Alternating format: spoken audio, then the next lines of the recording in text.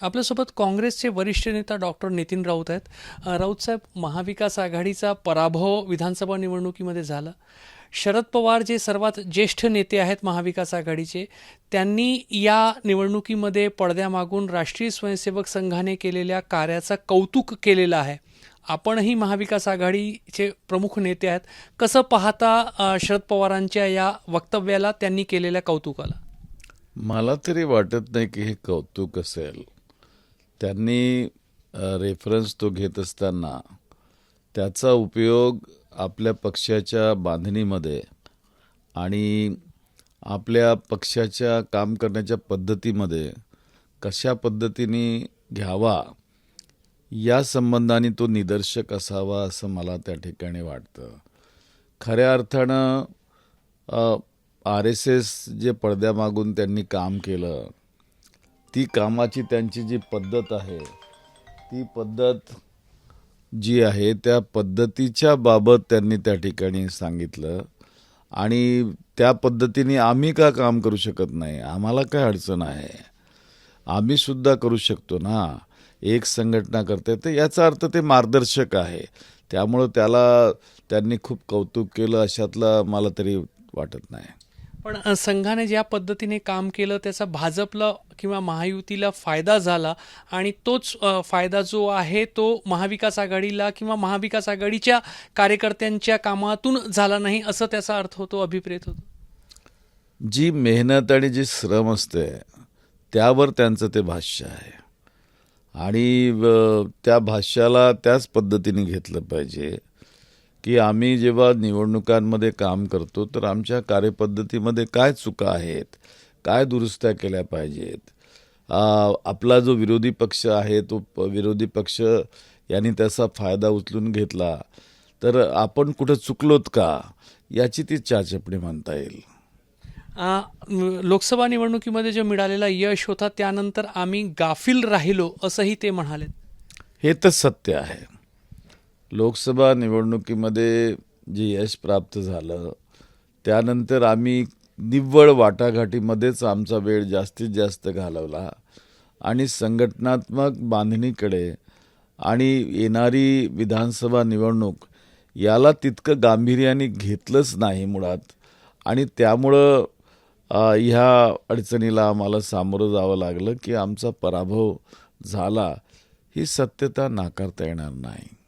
आपणही मान्य करताय की वाटाघाटीमध्ये आम्ही गाफील राहिलो आणि संघटनात्मक बांधणीकडे लक्ष दिलं नाही. काँग्रेस पक्षाकडूनही याकडे दुर्लक्ष झालंय.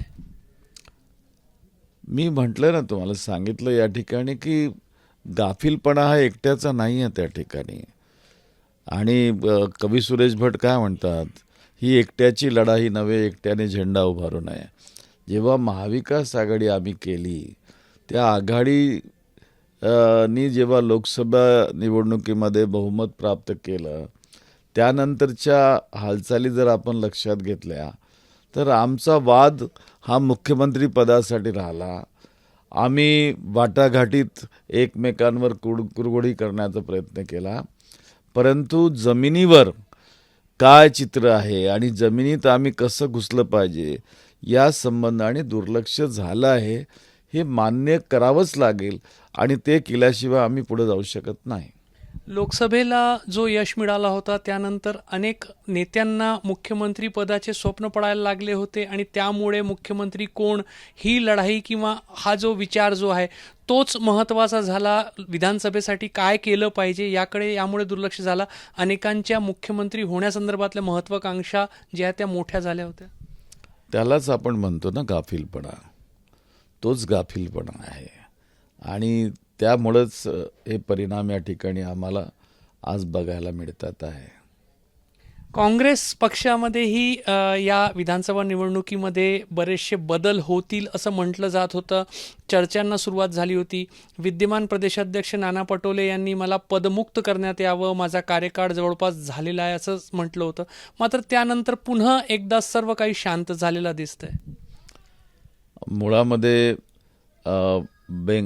आपल्या कर्नाटकच्या बेळगावमध्ये जे चिंतन शिबिर काँग्रेस पक्षाचं झालं त्यामध्ये हा मुद्दा चर्चेला येणार होता. परंतु दुर्दैवानं त्याच काळामध्ये देशाचे माजी पंतप्रधान डॉक्टर मनमोहन सिंग यांचं दुःखद निधन झालं. त्यामुळं ते चिंतन शिबिर मध्येच थांबविलं गेलं आणि सर्व लोक दिल्लीला निघून गेलेत. त्यामुळं कदाचित या महाराष्ट्राच्या संघटनात्मक बाबींवर चर्चा झाली नाही. परंतु लवकरच आमच्या पक्षाची हायकमांड निश्चितपणे योग्य ते धोरणासंबंधी आखून निर्णय करतील आणि येणारी आगामी स्वराज्य संस्थांच्या निवडणुका असोत किंवा 2029मध्ये येणारी लोकसभा किंवा विधानसभा निवडणुका असोत, यासंबंधी तयारीच्या संबंधी सुतोवाच करतील. विधिमंडळ पक्षनेता, मग विधानसभेचा गटनेता आणि त्यानंतर प्रदेशाध्यक्षपद, अशा 3 पदांसंदर्भात काँग्रेसमध्ये बदल होतील असं म्हटलं जात आहे. तुमचं काय म्हणणं आहे या तिन्ही पदांसंदर्भात, आणि डॉक्टर नितीन राऊतही या तिन्ही पदांसाठी रेसमध्ये आहेत का? नाही, हे तिन्ही पदांवर चर्चा त्या ठिकाणी सुरू होती त्या काळामध्ये आणि तसा प्रस्तावसुद्धा हायकमांडला गेलेला होता. तो हायकमांडकडे विचाराधीन आहे अजूनही. त्याचा निर्णय करण्याचे अधिकार आमच्या काँग्रेसच्या हायकमांडचेच आहेत. त्याची वाट आम्ही बघत आहोत की लवकरात लवकर तो निर्णय होईल.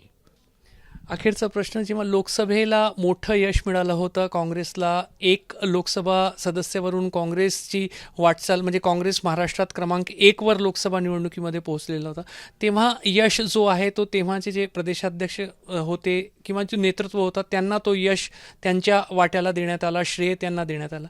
आता जेव्हा दारुण पराभव झाला आहे, काय म्हणणार? यश पराभव हा निवडणुकांमध्ये होत असतो.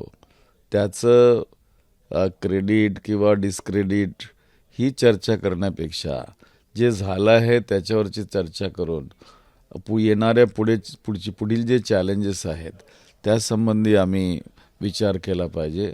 आणि मला तरी वाटतं की येणारे जे चॅलेंजेस आहेत त्यासंबंधी विचार करून संघटनात्मक बदल होणं अत्यंत आवश्यक आहे.